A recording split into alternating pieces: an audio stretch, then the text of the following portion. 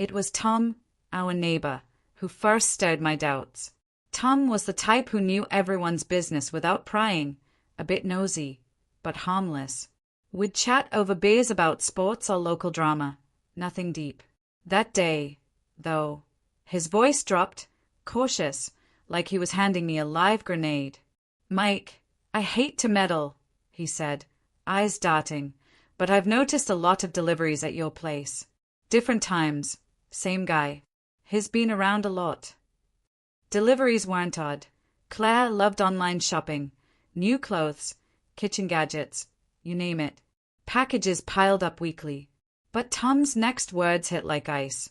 "I've seen him go inside, Mike, when you're not home. And once, I saw her hug him. Quick, but it didn't look like just a drop-off." My chest tightened. A hug? It felt like the ground shifted. I forced a laugh.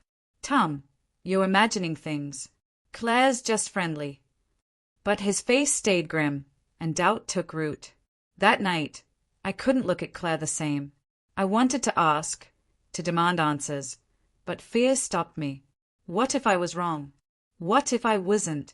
So I did nothing, letting the suspicion fester. The next week, I saw him myself.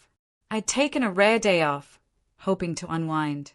Claire was in the living room, scrolling her phone, when the doorbell rang.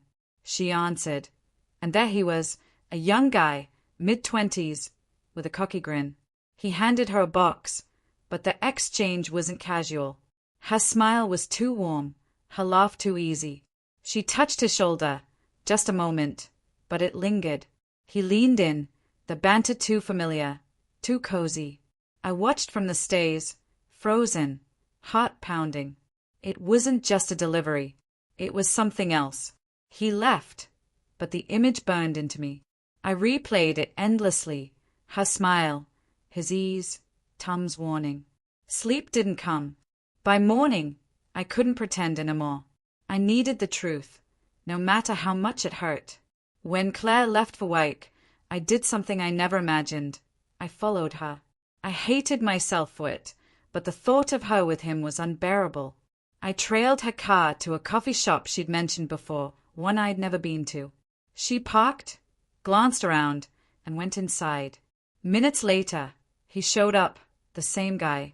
They sat by the window, laughing, her hand brushing his across the table. My stomach churned. I couldn't storm in. I was too raw, too afraid of losing everything. So I drove home, numb. Looking back, the signs were there, her late nights at work, her phone always face down. I ignored them, telling myself I was paranoid. I should have trusted my instincts, asked Claire outright when Tom first spoke up.